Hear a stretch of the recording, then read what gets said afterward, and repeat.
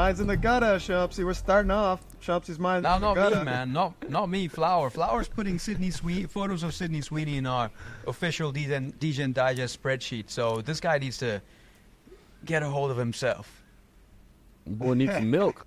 This video is sponsored by Virtue Poker, which is your all-in-one destination for creating poker games, organizing tournaments, and connecting with friends. There's customizable features and the ability to form your own poker club. So it's the ultimate platform for enhancing your skills and playing with your community or outside it. Visit virtue.poker to get started instantly. All right, well, let's get it. We got Metro with us. We got Shamsi. We got ZeHI. I'm Butwouldya. Welcome back to Degen Digest. What's going on, fellas? How we living? Feeling good, man. We're at all-time highs. The new frontier is being explored now. 250K on the way. What do we say? 250K on the way. 250K on the way, baby. Straight past 100K. Yeah, we're not even that's going to not speak gonna about happen. 75K. I mean, you guys know I'm in the alt game, so I want Bitcoin to just hang out where it's at right now for like a solid month. That would be awesome, in my opinion. Oh, yeah. Yeah. Give time for some of these alts to run. Because yesterday my memes got beat up a little bit. They're bouncing back now. Pepe up 10%, Wen up 10%. So they're bouncing back today, but yesterday was a rough one. What have you guys been looking into? Yeah, man. Microcaps, AI, memes, ZeHi's glasses, all of that. Nighttime, man. Laser Nighttime. eyes. I gotta take care of myself here, man. But Yeah, you're a anyways, real yeah, diva. welcome. Yeah, thanks, man.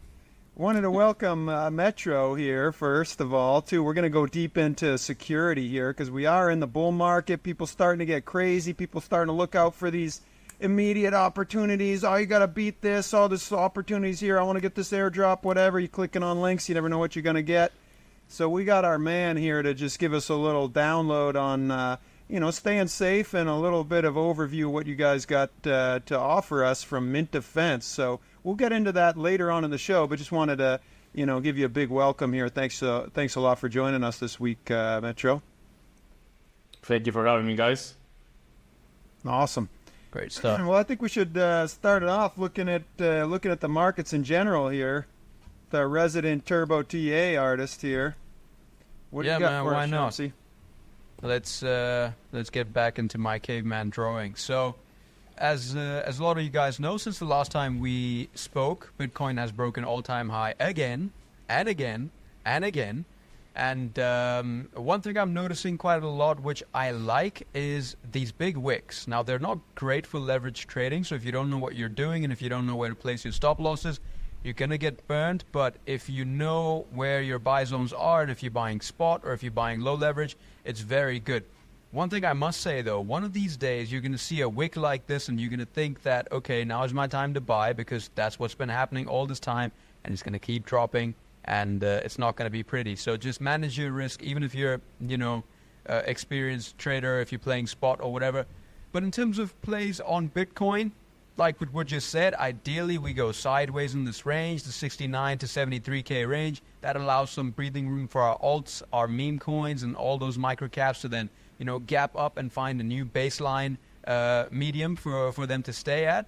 But if Bitcoin is in the mood to go run further, then it's a breakout trade over 72.6K.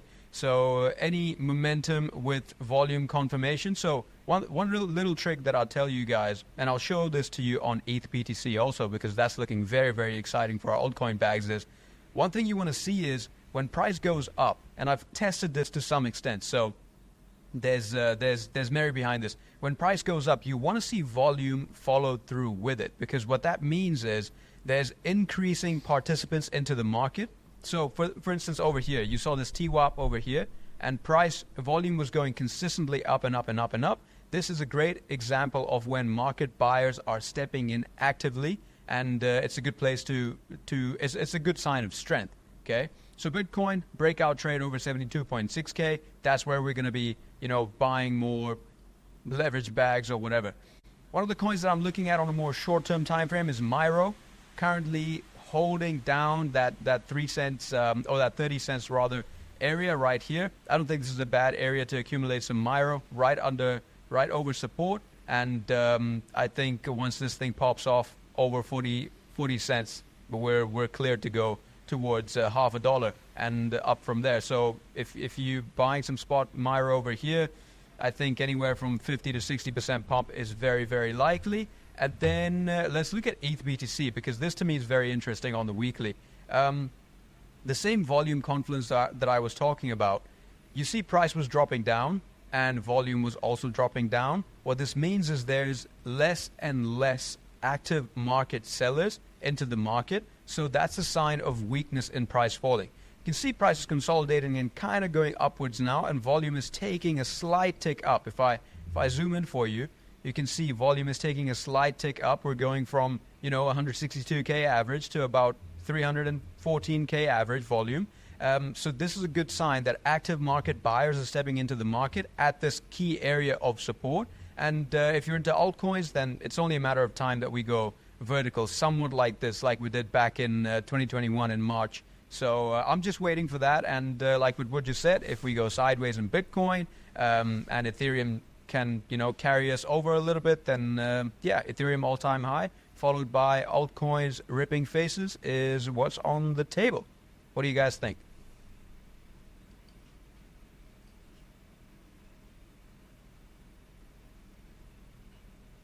Anybody home? Oh, sorry, cut out for a second there. I hear you now, man.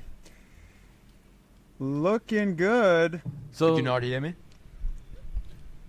we just had a quick technical difficulty cut out there for a second. But the last thing you said, right, was like the volume increasing, buyers are stepping in when it comes to ETH Bitcoin, so altcoins have a chance to really run it up. Yeah, man, that's the game. If Ethereum can hold over, $4,050, then the next target is all-time high, which is only 22% away. So watching out for that, and hoping and praying that our bags pump. Valhalla, here we come. Good to see All it. right, man, what else do we have on... Yeah, I would just on the agenda today? look at this. Since we're talking about Bitcoin all-time highs here, one of the biggest purchasers of Bitcoin, actually the biggest private holder of Bitcoin altogether, would be MicroStrategy. Besides, like the custodial holders, like Coinbase and whatnot. MicroStrategy, he's saying, okay, Michael Saylor, they're going to eat gold because if you check it out, we're at 1.4 trillion now, the market cap, which just passed silver. So the only thing left here is gold on those ones. Actually, it's, I think, what are we, the 8th highest right now asset in its class altogether. And they're still buying. Yeah, it's insane. Yeah, they're still buying right now. Absolutely insane. MicroStrategy. They have just bought 820 million worth on Monday. And it's something that's interesting because MicroStrategy, as an alternative to just buying ETFs or as, buying Bitcoin in general, if you check it out, here, trying to share the screen. You guys still with me? Yep, but your screen is not showing. Yeah, I same. can't see anything. Okay, well, the sharing is not working here, but I don't know what's going on. I lost my total interest. What's happening Well, today? we'll see. MicroStrategy, I'm not holding much of that, but I am holding like some Robinhood stock as well as Coinbase stock because of that new FASB reporting. So in December of this year, all companies holding crypto, basically their balances in crypto will now be reported as income, either for a gain or for a loss. So I think, and companies can adopt that early. So you can apply if you already submit to the SEC your financials, then you can kind of adopt that early. So I think some of these stocks that do have crypto on their balance sheet will see like a pretty nice pump up because all that crypto, most of them are holding Bitcoin, and now their crypto can be reported as income. So stocks like Coinbase, Robinhood, MicroStrategy are all about to show, a huge increase in revenue. So I'm excited to see that. Seems like no one's really, maybe it's already priced in and I'm just missing it, but it seems like not too many people are talking about it. So, sorry, ZeHI, are you back? Oh, can't hear you. Looks like he's back, but he can't hear him though. What were you saying, Shamsi? Yeah, I was just going to say that I don't think it's priced in at all because a lot of companies are now going to buy Bitcoin, and because Bitcoin's going up, their share value is going to go up, and they're going to borrow more against their share price. So we're not seeing a lot of that happening yet. I think MicroStrategy's done that. Sailor's basically found an infinite money glitch. He buys Bitcoin, Bitcoin goes up, he borrows more against his stock, buys more Bitcoin. I think he just recently purchased or is about to purchase 600 million worth of Bitcoin. Purchases more Bitcoin, pushes price up, revaluates his stock, borrows against it, buys more Bitcoin. It's basically infinite money glitch. That's that. Yeah. So I don't think it's priced in. There's some madness and badness still headed our way. I heard that. I think that what Michael Saylor is doing is something that anyone else can do as well. It's just that most crypto traders are degens and they don't chase after the 30% gain in 1 year or the 2x gains in 1 year. But he has a full belief that Bitcoin is here to stay. So if he's buying now at 70K, and let's say that the run-up goes to 150K, and then that's the top, let's imagine, it's going to go down again to around 70K, and he's going to be like, hey, I'm cool, I'm chilling, I'm just going to wait until it goes up again. And his plan is pretty much almost flawless if you believe that Bitcoin is here to stay, which I do. He says there's no second best, and the reason for that is it's the only really decentralized token. Everything else, including Ethereum, they can be switched off, but Bitcoin can't. So that's why he has this belief. And you know the common knowledge is, just put money in the S&P 500 and you'll make money, which is historically correct, but Bitcoin outperforms the S&P 500 by a lot. So if you're a dude that doesn't know anything about crypto, I talk sometimes I met a millionaire here where I live, and I told him, you shouldn't be doing anything in crypto. You should just buy Bitcoin and hold it and wait for it, because you're gonna buy with size. So it's not the same to buy $1,000 of Bitcoin than it is to buy $100,000 of Bitcoin. If you buy with size, the size will grow and it's gonna be more worth it for you. And that's the advantage that rich people have. But just buying Bitcoin is a fair strategy, just that most people are trying to get millions out of $5,000, $10,000. That's not going to happen with Bitcoin at this stage. So that's why people don't do it. But Bitcoin is a very, very safe investment. Yeah, you got two of those people right here under your nose. And I couldn't agree more, right? Like I wanna run up a nice bag so that way, let's say Bitcoin does hit 250K, has whatever 150K, whatever it may be, right? Historically, it always corrects 50 to 70%. So when that new floor comes down, and that new floor is, let's say, 65, 70K, hopefully I'll be able to buy me a little Bitcoin, 1 or 2 Bitcoin, and then I can be chilling like your millionaire friends say. ZeHI, what you got, a waterfall going on in the background? Yeah, well, what's that? Is your laptop trying to take off? Started pouring here, man. Another moon mission right here. Crazy storm. That's how my connection's going crazy here, too. What you said. What did you say, Metro? The problem with what you said is that you actually need to know how to sell the top for that. And most people will not. Most people will continue to hold their bags. And most people will lose more than they made by holding altcoins and shitcoins, rather than if they just bought Bitcoin now, maybe they would go to break even or lose 20% or something like that. So selling the top is or close to the top or on the way to the top is the hardest thing out of greed. And this is why crypto is a zero-sum game. Most people will not make any money at all. Most people will lose money. And only a few that know when to sell will make money. No, Yeah, I completely agree there. But wait, can we, do you have any tips on selling the top? I feel like that's like you said, that's going to be the most important thing coming up for anybody, right? Anybody up here, tips on selling the top. What do we think? Anybody? I have a special tip that I can share. Something that I learned in the previous cycle, which is when I'm from, and I call it the wife indicator, and this has been reliably amazing. Which is, if you keep your wife or girlfriend or partner updated with your investments, and you tell them, hey, I put $1,000 on this, now it's $15,000. Usually they'll tell you, I think it's good time to take profits, and usually they will be right because they don't have the emotional investment and the hopium that you have. they'll just see the growth over maybe it's over a short period of time, and they'll be like, just take the profits. And if you listen to them, most likely you're going to make more money than if you listen to yourself. Everyone wants to be the hero. Everyone wants to be like, I'm going to nail the market top. I'm going to sell the exact top. But the reality is that most don't. So that indicator is something that I will use in the next bull. So far, the gains are too small to even communicate with her. But that's something that is not a widespread knowledge that I think will work very well. No, I think you're dead on there, because I had a plan in 2021, and I shared that plan with my fiance, and this is what we're going to be doing, blah blah blah. And once the plan started executing, the numbers were the target numbers were starting to be hit. I was like, yeah, but don't worry, like I think there's still a lot more room, blah blah blah. Yeah, so ultimately, I think that's a good strategy out there. What about Shamsi, ZeHI? Any input on your side?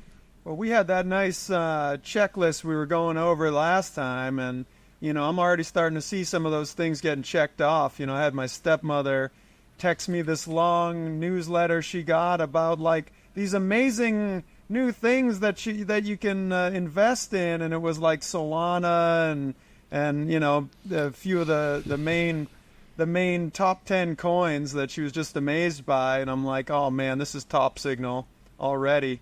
I mean, I definitely think we got more in this market, but I mean, it gets scary when your grandma and your stepmom starts texting you to buy Bitcoin or whatever. What about you, Shamsi? Yeah, man.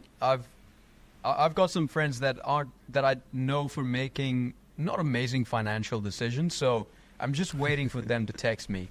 Hey man, I've got 10K that I want to invest. I'm seeing this Bitcoin thing's popping off. It's about $100,000, which where I'm living is 2 million rand.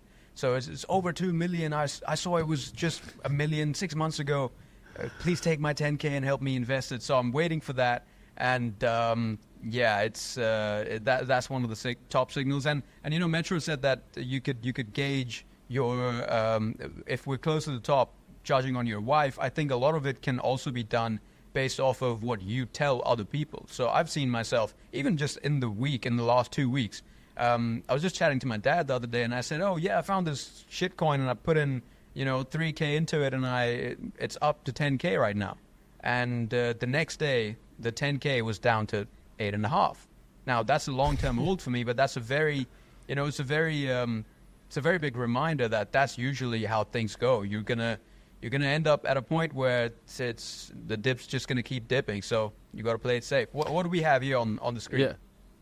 So I'm a pretty big fan of Trader Main. Shout out Main, aka Neck. And I'm a huge fan of market structure. When I first started learning about crypto and trying to understand charts and TA, like my biggest takeaway was just market structure, right? Higher highs, higher lows, that keeps you bullish. Higher high, higher low, higher high, higher low. So that's what you see here on this picture, right? So we have our first like higher high here, low. So low, high, low, high, low, high, low, high, low. Then we don't break the high and we put in a new low. So although you might not have caught the perfect top on this one, this would have gave you a pretty good indicator of when it was time to go out once you failed to make that new high right here.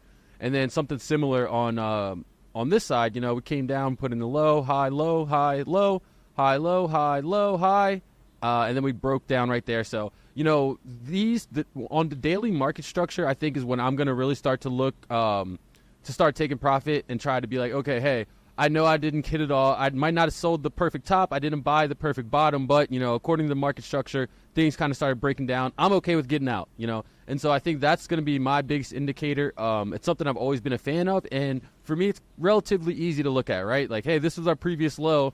This is our previous high. We either need to go back up higher or stay above that previous low, or things could get dicey. So I'm going to try to keep it simple, stupid in that case, and that's where I'm at with it. So yeah, hopefully man, that leads to some gains. Market structure is king, and last cycle I had no exit plan. In 2017, I entered right at the top. So hopefully this cycle I can exit somewhere close to the top and leave with some chips in hand, rather than just NFTs that I can't really sell because they're down 80%. But speaking of NFTs, that's the side of the market that I'm waiting, and I'm sure you guys are waiting for it to get quite heated up also. But in the midst of all of these airdrops, all of, people buying shit coins, going from chain to chain, clicking on links on Twitter and Discord and everywhere, I want to speak to the maestro of Web3 protection, which is Metro from Mint Defense. And Metro, tell us a little bit something about how we can keep ourselves safe in this insane world right now.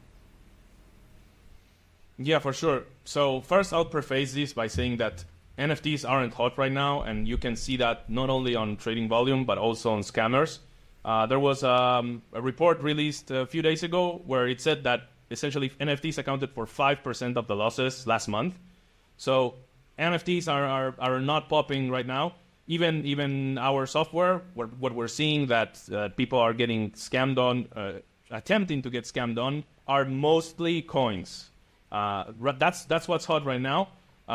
As a side topic, I just think that NFTs are a very, very small subsection of Web3, and until we get retail interest in NFTs again, and by that I mean, and I'll go a little bit on what I think about the NFTs, which is NFTs is a very close circle of people that are doing things like when you say meme coins, yes, there's a lot of people that are creating meme coins, and it's usually the same people. But the access to the meme coins is very democratic. Like, sure, not everyone gets at the bottom, but everyone can get a piece and at whatever size of the piece they want.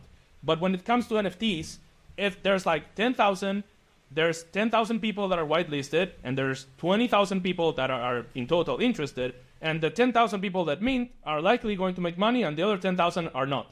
It's more concrete on how it works, and this is why I don't recommend anyone to go into NFTs. Like, if you want to go into NFTs, you'll have to learn, and you have to get burned and buy the top and lose until you make the right connections and you join the right circles. Like, for example, New Tokyo, where you get I got a whitelist for Age of Dino, I think it was, and I think I flipped it for 3 or 4x immediately. But this is all based on access to someone that places you on a better position.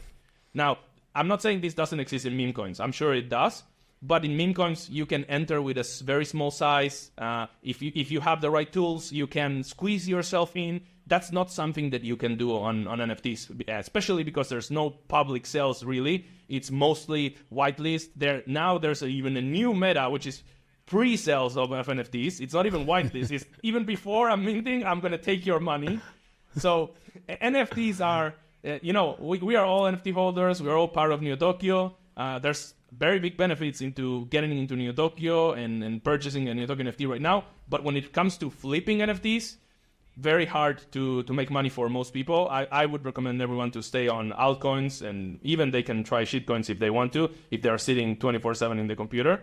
I don't know if that's your case, Butwouldya, because I cannot do that. But that's what I recommend. Now, when it comes to keeping yourself safe, regardless if it's NFTs or coins, you have to. The most important thing is that most people, they have a tunnel vision, and they're like, I'm going to buy something, I'm going to 10x, 100x, and I'm going to make money. But they are not aware that they have a big target on their back the moment that they have funds on a wallet. It's not like in real life, until you bought a nice car, until you moved into a nice apartment, or you start showing signs of cash, you are not a target. If you're just a dude living in a shitty apartment and making, I don't know, 2K a month or something, you are not really a target to get scammed. In crypto, as soon as your wallet holds, let's say, $1,000 worth of crypto, you have a big target on your back. And the reason for that is that the blockchain is transparent. You can see everything that anyone has. So you have a big target on your back. And while scammers' activity has been controlled in a little bit, like there's a lot of measures that have happened. Last cycle, we had a ton of Discord DMs, Twitter DMs. They don't even exist anymore. Even Twitter notifications are very rare anymore.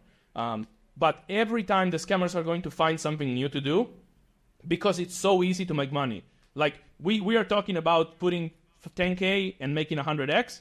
For them, they don't even need to put 10K, and maybe in less than a month, they made millions. So understand how easy it is for them. And I also heard some security companies that claim that they stopped scammers, they shut down scammers. I think it's completely false. I think that scammer groups, which have been switching between Inferno Drainer, Angel Drainer, all these groups, I think they make a certain threshold of money, and they're like, why do I need to continue risking myself and putting, because it's not like they make 100K. They might make $30 million. And then they're like, okay, I'm out. I make $30 million. Why do I need to continue? Because every time they're deploying something, they're leaving a footprint, or they're having to clear their footprint and make sure that they are not tracked. They don't want to make $1 billion. They make enough for a person to retire, and they're done. And something that people might not know is that these drainer kits, they take a percentage fee of what the other scammer makes. So they release a drainer kit. Person A, who is very smart, creates a drainer kit, creates instructions. Person B, who is just a kid in his basement in whatever country that doesn't have many police interaction that they're going to get them, they just deploy this, and the contract baked in has a percentage fee that goes to the original scammer. So it's a huge network of people that are just out to get your crypto. And the reason why is because there's no recourse. Once your assets, your coins or NFTs left your wallet, 99.9% of chances that you're not going to be able to get them back. If it's on a major hack, for example, sometimes, for example, if the scammer is stupid, they will send the funds to Binance. Binance will be notified. They will freeze the funds, and eventually you'll be able to get reimbursed. Or, for example, last year in December, we had the Ledger fiasco with the Ledger Connect kit. They said that they were rewarding they were compensating the people that got scammed due to the Ledger Connect kit, because it was one scammer, one contract, so they knew who lost money and they gave the money back. But that's the rare thing. It's like people making money in crypto is rare. People recovering lost assets in crypto is rare as well. So the most important is understand you have a target on your back at all times. And even worse is if you are public facing like we are, and you are communicating how much you have, you might be targeted in real life. The most deadly attack in crypto is the wrench attack. That's how it's called, which is if someone finds you in real life and then they hold a wrench to you, or obviously it wouldn't be a wrench, most likely a gun, and they tell you, hey, give me all your crypto, and they'll take your crypto. And for that's a more advanced thing, like how do you keep your crypto safe as you become wealthy. But in general, just understand you have a target on your back.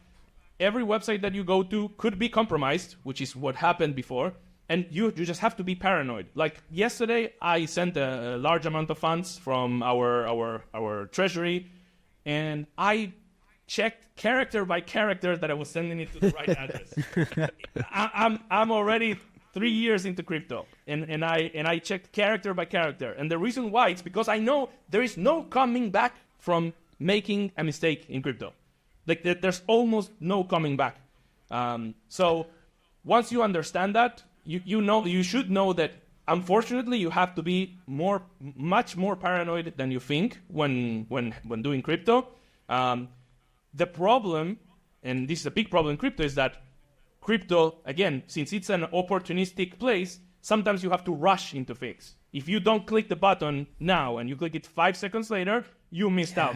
So that's how scammers get you as well. Usually when scammers, for example, they compromise the Discord, they say 100 spots, this will go down in 5 minutes, make sure you claim, and you're like, I have to click, and you just open the site, connect your wallet, click, and you get scammed. Now, this is, and now I'll shield Min Defense a little bit, this is why we built Min Defense, which is an automated security solution where you don't need to do anything. You are, as a crypto trader or holder, you are already doing too much. You are looking what to buy, looking when to sell, looking what not to buy. You are researching all these things, how to get into this circle that will give you this opportunity. You have too much on your plate. You wake up, you look at your portfolio, you're like, what do I do? Too much on your plate. So security should be an afterthought. Now, crypto is very dangerous. It cannot be an afterthought, but that's why we built Min Defense, where any website that you go, Min Defense is scanning, and if we detect something out of place, we will warn you about it. And then you'll know, hey, Min Defense is warning me about it. By the way, we have 0 customer losses since 2023. That's when we launched our stable version. So if Min Defense warned you about it, something is off. doesn't mean that we don't have false positives like everyone else we do, but what we tell our users, and they do it, is just come to our Discord, ask us, and we'll let you know if it was a false positive or if there's something that seems fishy.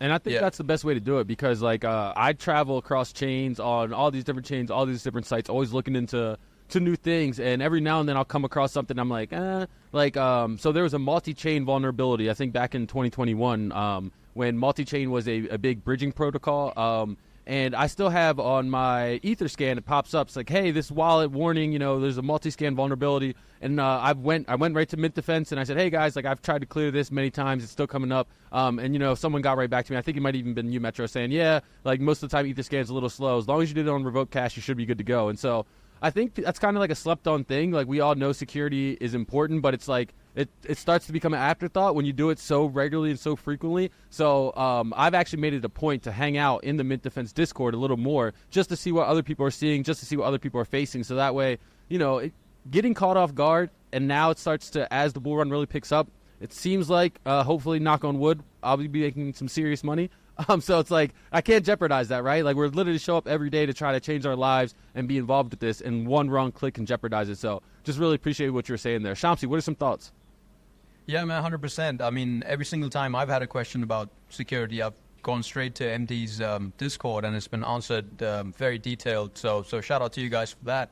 I'm curious to know, there's obviously a lot of traffic headed towards Solana. Phantom wallets are heating up, and the meme coin meta on Solana is pretty hectic.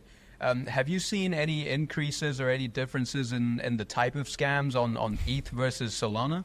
Is there anything that people need to look out for? It'll come back. Oh, what's that? Shamsi, what was that? The last thing. I'm guessing your question is if I've seen security solutions for Solana.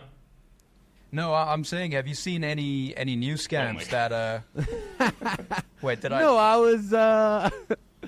Shamsi, I don't know if you can hear us, but you're cutting out. Try one more time. Am I? Oh, I was just saying that because Solana is heating up so much, are there any innovative or creative or new scams that are popping up that people need to be aware of that they haven't seen on Ethereum?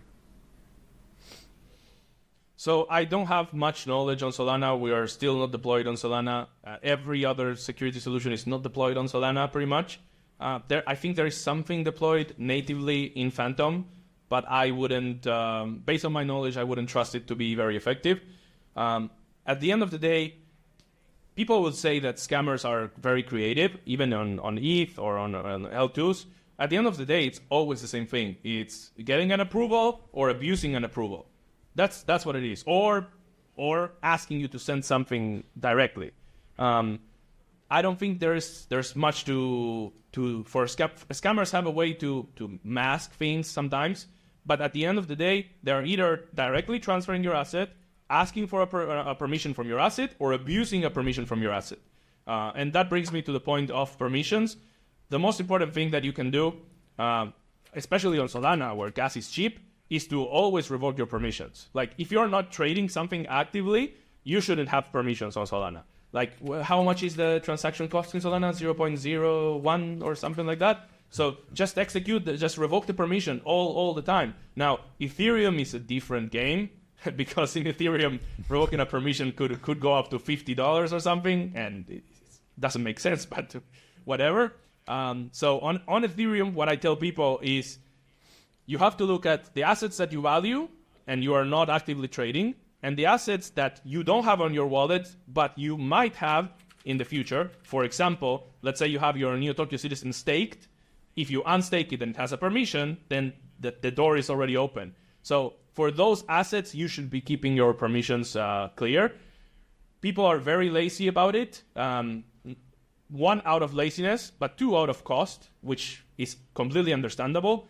But you'll rest much safer knowing that there are no permissions on your valuable assets than if you had them.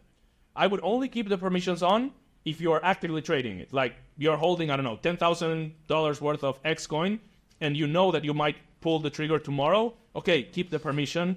Obviously, there's a risk, but keep the permission. But if not, you should be cleaning your permissions to make sure that nothing happens. And the other question that might come, some people might be thinking is, oh, but I trust this contract, right?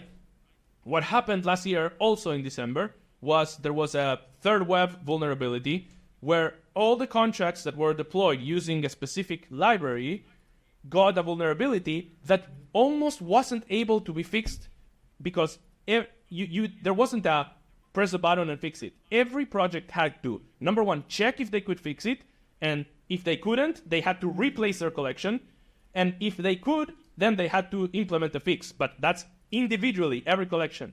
So even if you trust the contract, which also, by the way, comes to another point of smart contract vulnerabilities.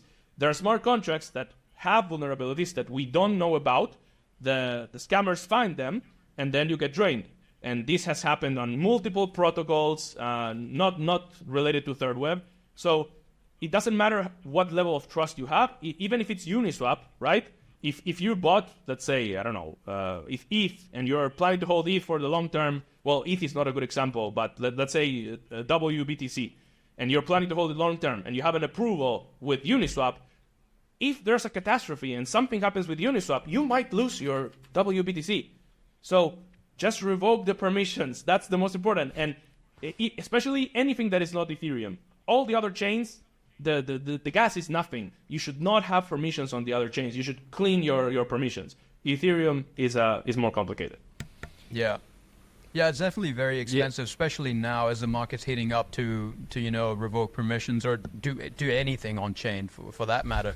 I do want to ask you though, because I obviously have a public wallet and I have a private wallet that nobody knows about. Should I be having more wallets? Should people be having their funds spread out in different wallets? Can you advise anything regarding wallet safety in that regard? That's a good question, and the answer is undoubtedly yes. Actually, a few months ago, I went over the wallets of our users for research on how much they were holding, and I found some people holding up to $1 million on a wallet, even more than that. And what I say about that is, do you hold, like, let's look at the banking crisis that happened last year. Do you hold all your money in one account in one bank? Because it's 1 point of failure. So if you're holding, I don't know, 5K, 10K, it probably makes sense to hold it in one wallet. But when you start holding big amounts of wallet of assets, and this is what I meant, that once you make more money and you have more money, the game changes for you.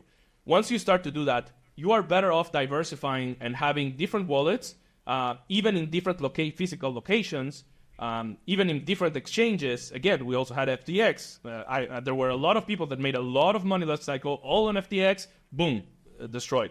So by having the understanding that everything can get compromised from your exchange to your wallet. By the way, there were some early Bitcoin wallets that they were generating the seed phrase incorrectly, and it was people were able to access those seed phrases because they were old, and a lot of people are probably on those wallets. So there's so many ways that you can get screwed in crypto. Like the wallet might be generated incorrectly, the exchange can go down, the protocol can get hacked, your computer you can drain. Well, that's another one. The most important thing that I could say here, and this is what I am personally terrified of as a security person, is malware on your device. Malware is something that you download, could be a PDF, could be an image, that you run it and is able to access your private keys from your hot wallets. This is why they are called hot. But I would say last cycle this wasn't a huge concern. It existed.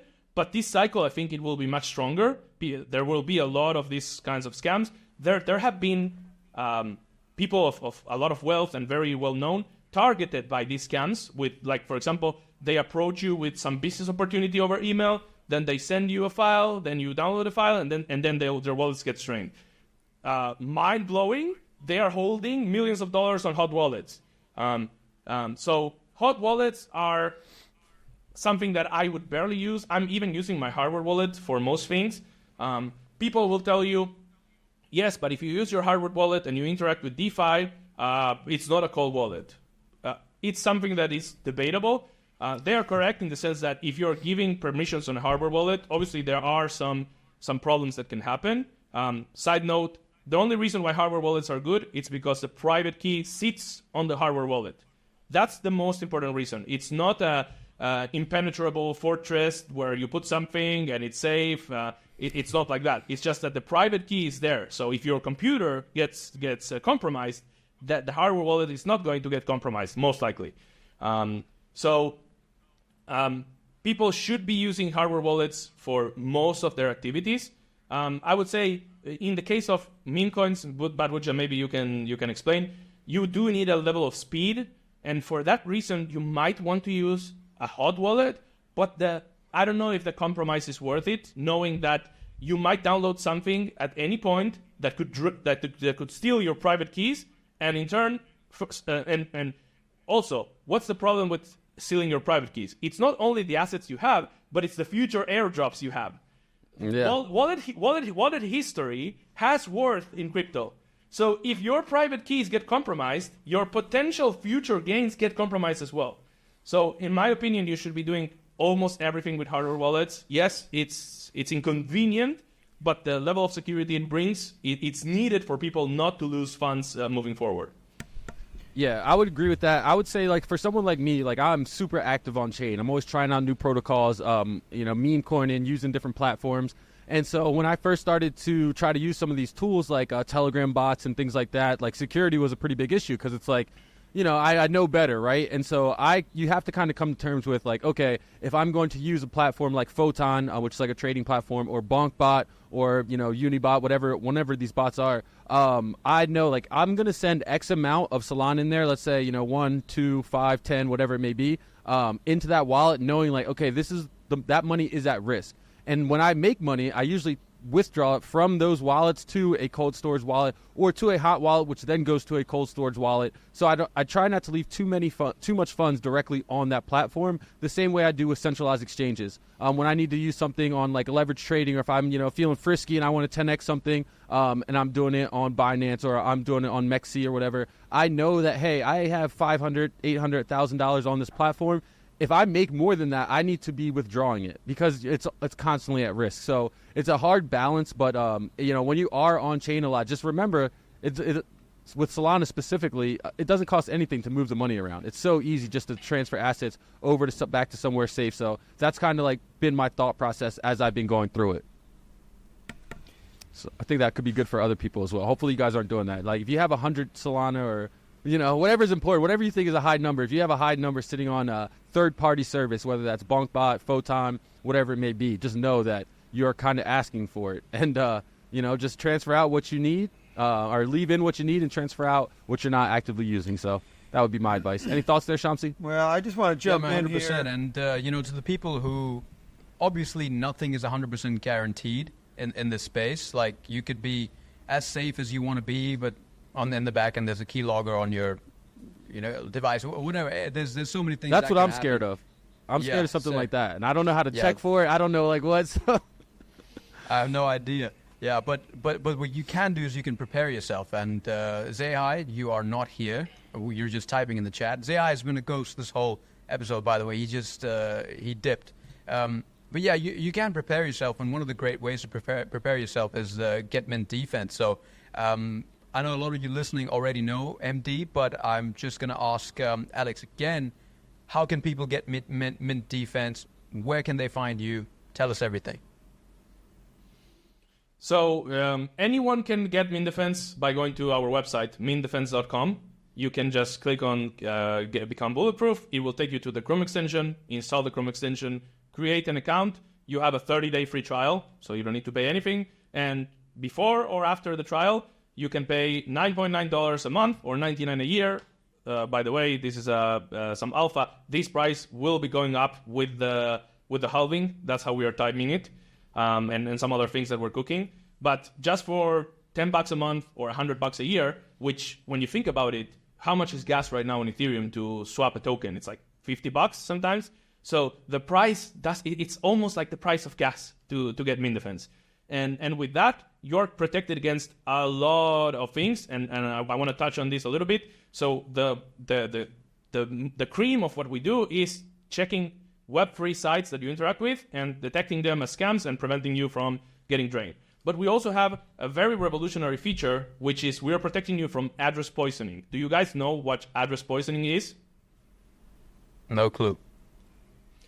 So have you seen sometimes that when you, let's say you guys are, this rarely happens on Ethereum right now, but you're on Polygon, BSC, or Arbitrum, and you send $1,000 USDC or USDT to a wallet, and then when you check on the Blockchain Explorer, you'll see that above that there's a new transaction from, and this is from a scammer, that is simulating that you are sending 1,000 USDC to a very similar address than the same one that you sent to. So the reason why they do this is because, and this is, again, another security measure, people are very, very stupid, and instead of saving their addresses on a secure place, they go to the Blockchain Explorer, like rbscan.com, for example, and they copy the last address that they sent to. What they don't realize is that it wasn't them sending it, and they don't realize it because the beginning at the end of the address look the same. It's just that they change characters in the middle. So this is very well designed. We had, before we released this feature, we had users that lost around $10,000 by doing this mistake, which is copying from the Explorer. Now, we released a feature in Mint Defense where if we know the wallet that you're using, and we can know one out of two ways. One way is that you have been scanning Web3 sites with that wallet, with Mint Defense. The other one is that you add it manually. We'll be watching the blockchain and knowing when you've been poisoned, and if you copy a poisoned address, we will warn you about it. So that's another attack vector that we're protecting you against that has nothing to do with Web3 sites, because in this case, you are in a legitimate site. You're in the Blockchain Explorer, then you copy the address, you click on your wallet, you paste, and you send whatever it is. We'll be warning you about it. So all of these and much more that is coming with Mint Defense is just $10 a month, $100 a year, almost the price of one transaction on Ethereum. So that's how you get Mint Defense. We had people have been using Mint Defense for 2 years. Almost every one of our customers are extremely satisfied. We also have a lifetime license NFT that we sold in July 2022, a very long time ago, for 0.18 ETH, when ETH was $1,600. Now sitting at 0.45 ETH at $4,000. So I'm not saying that you should go and buy it. I'm saying that shows how much people value what we're doing, because they could easily lower their price and still be in profit.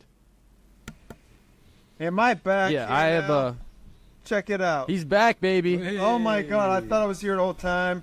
Big rainstorm washed me away. But I've been listening Big in Tom the whole Cruise time. vibes today. Yeah, well, dig it, man. I've been listening in. You know, at the beginning of the conversation, I'm thinking, screw this Degen shit. Scammers got it going, man. Well, let's create a scammer crew, and we'll make millions, man. $30 million. Are you kidding me? Right? And then you listen to Metro talk a little bit and tell them what Mint Defense is down to, and then it's like, oh shit, man, fuck that. We're gonna end up like those goons getting our ass beat by Batman, man. You know, it's like not even worth it. Mint Defense is on the prowl, man. It's like some, good stuff what you guys are doing. One thing I learned the hard way the other night is that you do, just for those people who are using Mint Defense, pay attention to make sure it's working, right? Because sometimes, Google Chrome or something will do an update, and then you just have to re-establish it or set it up again, right? Or it's super easy to do, but if you don't notice it, you're still susceptible. And those of us who have been using Mint Defense can get very used to it, right? And then once, the bull run comes, all this and that, you hit the wrong thing, you're in trouble. So something I noticed. Well, let me clarify what you said. Yeah, so you're going to make it sound more intelligent. No, what happened to you was in your main device you updated Mint Defense, so it was enabled and working, but you went into a different device or a different browser or a different profile where it wasn't enabled, and Mint Defense didn't scan, and then something happened to you. And this was something that came out of an update from Chrome that forced us to require more permissions. Now, what can happen, which is more malicious than this, is in the future, once Mint Defense gets bigger, scammers are going to develop measures to bypass us, and you will not even see a scanning. So if you don't see a scanning, then that means that something is wrong. You have to get used that when you're trying to do a transaction or a signature, except authentication signatures, which are the ones that just... so I'll explain. There's two kinds of signatures, three actually. One is disabled by MetaMask by default and almost every wallet because it's very dangerous. It's called ETH_sign, which allows anything to happen with that signature. And scammers were very much abusing this last year, and then it was disabled by MetaMask for a good reason. Then you have the authentication signature, which is, for example, when you go into OpenSea or Blur, and it says, hey, I'm authenticating that I'm the owner of this wallet, and it has a lot of like human text and maybe time and date. Those are just, they don't have weight in the blockchain. What they do is that they authenticate you against the website that you truly are the owner of the wallet. Because you can spoof that you own a different wallet if you want to. But the authentication signature allows you to, doesn't allow you to bypass that. And then there are the signatures which have blockchain weight. For example, the ones that you use on OpenSea and Blur when you're listing an NFT. So when you go to OpenSea and you want to list an NFT, first you have to give set approval for all. That's the base permission. And then you interact with Seaport contract and you tell Seaport, I'm listing this NFT for this amount of money for this amount of days. That has blockchain weight. So that signature and regular transactions is what we scan. If you don't see the Min Defense scanner in the middle of your screen, something might be wrong. It's either a scammer working to bypass us, or a conflict with another extension, it could be, or a conflict with Chrome, many things. If you ever see that, just come to our Discord, let us check with you and figure out what's happening, and we'll get you sorted. Right on. That was well described there, and lesson learned. Luckily, no big losses there for me there, but we got to learn our lessons. It's nice to get these heads up. That's why we wanted to get you on too, as things are really heating up, and make sure people are taking advantage of the security that Mint Defense provides to the full advantage of that, and also staying aware of any latest trends or anything. Is there anything else in that sense? I think you went over quite a bit, but is there anything else you might want to say in terms of like latest trends or things that are coming out now? Or do you think you've already covered all that? I have one more thing that I wanted to cover, and it's related to malware, which I just covered. Everyone should understand what are the devices that are more prone to malware. And those are starting with mobile devices that are on Android. I honestly think that if you're doing crypto on mobile and on Android, you set up yourself to lose. It's because Android, as it has so much flexibility, it's just, I'm going to download this APK game that is not on the App Store. You download it, you click on it, your wallet, boom, kaput, it's gone. Now, when you go into iOS, it's much harder for people to inject malicious installators on your iOS. iOS is much more close guarded. Not to mention it's harder to develop things for it. So I don't think I have heard of malware on iOS. I'm sure there's going to be, but if you're going to do crypto on mobile, you should be doing it on iOS. On that topic, I don't think anyone should be doing crypto on mobile. This is something I always talk about. People are treating crypto in the wrong way. Like right now, when you go out on the street, you carry $100, $300, something like that, because you know that if you lose your wallet or if if someone steals from you, you lose something that it will not change your life. You will be fine.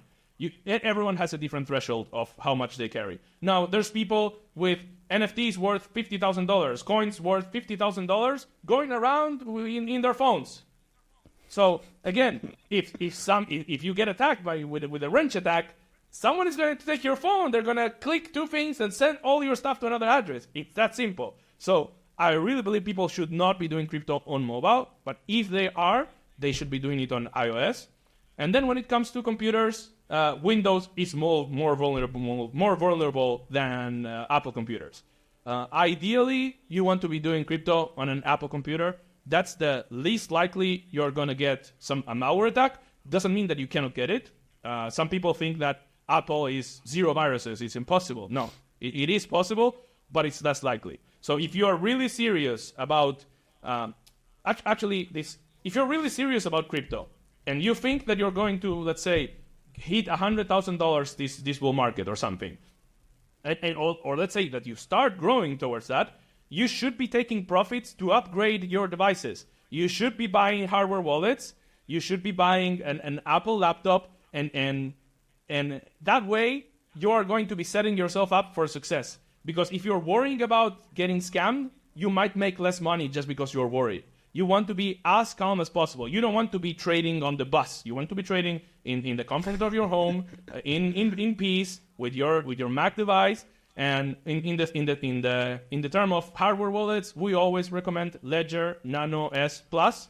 It's the most basic ledger. The reason why we recommend it, despite the Ledger fiasco last year, despite the other Ledger problem last year from Ledger Recover. If you remember, Ledger released a feature that allows you to shard your private key and send it to different places. We have a tweet about it where we say the risk for user is almost zero. Just don't use that feature. I don't recommend anyone to use that feature. Despite all that, Ledger has never been compromised. I know that there are wallets out there like Trezor that people have been able to compromise physically, for example. Ledger has that didn't happen. So instead of if you venture out into a new wallet that promises something amazing, they don't have the track record of Ledger. So you are just adding risk by being innovative. You want to be innovative? Sure, take the risks. But what I recommend people is get the Ledger Nano S Plus. And the reason why I recommend that one is because it doesn't have Bluetooth. Bluetooth is another gate that could potentially be abused by a scammer. So if you are in a public place with your Ledger or whenever you are, and there's some vulnerability with Bluetooth, you might get drained. I don't know. Unlikely, but it's possible. So better get Ledger Nano S Plus. So you make money in crypto, equip yourself as properly. You only need really a MacBook Air. You don't need to buy a high-end MacBook, and you only need the basic Ledger. And usually you probably need more than one, depending on what you do. This also related to the topic you said, Shamsi. If you are already holding, I don't know, $500,000, don't put it all in one wallet. Have it in different wallets. So upgrade yourself as you grow in crypto if you don't have the money, and get the devices that will keep you safe. Right on. I heard that. Go ahead. I heard that. Well, no, I was just gonna say, obviously, thank you, and I completely agree with you. Even having so I have a laptop, and I had two laptops, right? I had my old Mac, which when I had all my ADA, you can see how dusty this thing is. When I had all my ADA, there's still some ADA on here somewhere, but the battery died in it. And so I've been super nervous on what to do with my laptop because the battery's dead in that one. I'm scared to open it up and try to replace it. I'm scared to take it into somebody and have them mess around with it, because then maybe they'll be like, oh, this guy, his Cardano used to be worth $1,000. It's worth $1,000.10 now. So hey, maybe we want to steal it. And I'm a little worried there. So I'm looking into maybe getting another laptop. And thanks for recommending the Air. Maybe I'll go grab a new Air and just keep everything separate, because right now, I'm playing games on my Windows laptop here. I'm doing crypto stuff. I'm trying to farm this. I was recently looking at this thing called Grass.io, which is a new layer 2 roll app, I guess, data availability layer coming out. And I was like, oh, I can use the background internet. And then I was like, wait, this sounds like maybe I don't want to be doing this all on the same device. So, I just want to say I really appreciate you, Metro, for coming on, because I think security can kind of fall to the wayside of people. And it's you show up every day, you work so hard, and if you ended up, blowing it, we know how that's going to feel. So let's not go there. Yeah, you reminded me. I can talk about this even though it's not my, you should do this. But there is a ideal way to do crypto, and that is to have a separate device where you are not accessing gaming websites, work websites. You're keeping that device only for crypto. You don't lend it to your girlfriend, sister, brother, whatever. It's only a crypto device. It should be a Mac device for the reasons that I explained. And then when it comes to wallets, you can the ideal way, again, it's not necessary, but it's ideal, is to have a hot wallet that maybe you use for things that you do fast, even though I just said that I really don't recommend them, but at least if you know it's a hot wallet, just use it. You have a hardware wallet where, for example, you list NFTs on OpenSea. So you might do, let's say, risky, quote-unquote, activity. And then you also have another hardware wallet that doesn't interact with any Web3 site. It's just holding assets, sending them to an address, and receiving them, which it also has risk because you have to make sure that you're copying the right addresses when you're using it. But that's the ideal setup. Some people might rest safer operating that way. let's say you have $200,000 worth of assets or whatever amount is worth it for you, and you put most of it on the hardware wallet that doesn't interact with Web3 sites, and let's say you want to sell something, you move it to the other hardware wallet, and then you list it from the other hardware wallet. That will keep some people safe. The big problem with this is Ethereum. I'm honestly super tired about Ethereum because everything that I'm saying, if you're on Ethereum and gas is at 100 way, you're gonna have to spend money every time to do security. Like if you're moving things all the time, it will cost you more than buying a ledger, than buying Mint Defense. It's just annoying. But that's the ideal way to preserve wealth. I don't think it's necessary, but it should be out there.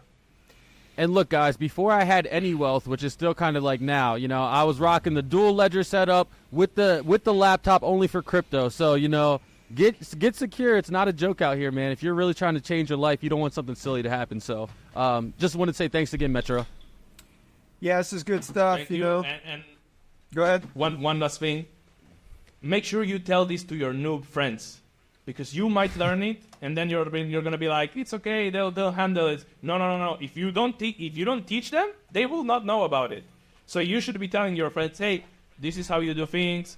This is how you do things properly. If they're lazy because they don't understand the risk, okay, you cannot fix everyone, change everyone, but at least you should be telling, especially all the new people that are coming into the next cycle, like all your friends that are going to come and gonna say, hey, I want to put money here. You should be educating them. If you don't, they almost don't have a chance to get educated. Yeah, man. That's also why we're doing this, just so, if you're new to crypto, this is something that you don't want to skip. You can skip our meme coin calls that are up 300% from last week, just by the way, but this is something you don't want to skip because this is the game of not how much you make, but how much you keep. And if you get drained, you keep nothing. So, safety is the way. Yeah, the other thought here is just, we're dropping all this, we're getting Metro on here, and the idea is so that people can be more safe and feel more secure. It's not to get more anxious and worried that there's so many different things to think about, because it can be pretty simple if you get the basics, and if you have Mint Defense, to protect you like that. That's the main thing, too, getting new people in here, because new people coming into the market is almost like fresh blood for the scammers to go right after. So we want to get that Mint Defense. Yeah, it's the real bull market quick. for the scammers too. You know what I mean? Exactly. Like we're in the bull market for the coins, but it's the bull market for the scammers, right? They're looking at this situation like, yo, let all these guys work hard to make this money and let us do what we do to take it. So, just wanted to shout that out. Yeah, of course. It's gonna get much worse. Like whatever you think it is right now, it will get much worse. They will find a way to weasel themselves in, find another way to take your money. It's gonna get much worse. Yeah, I remember I used to write these articles for Neo Tokyo News that were more psychological focused, mental health focused, mental health bites. And I used to have people, checking in with me about that. And there was a lot of people writing to me just about how anxious they were, especially when they had, the Neo Tokyo NFT and it's worth, $200K, and they've never owned anything like that. And they're just, so worried. You could barely sleep that something's going to happen. They're going to click the wrong button and going to lose it, So it's like, just learn the basics. Be safe. Be careful. Don't rush anything, Work with Mint Defense. Everybody's going to be all right, Some people are going to get scammed who aren't, So here we go. We learn the lesson. We try and provide the goods for you. This is like a little interruption in our regular scheduled degening to get everybody, a little bit tightened up. Well, everybody's up so much on all those calls, They're like, you got to secure the wealth, secure the bag now. Yeah, man. Right on, man. Well, we're gonna be wrapping it here now.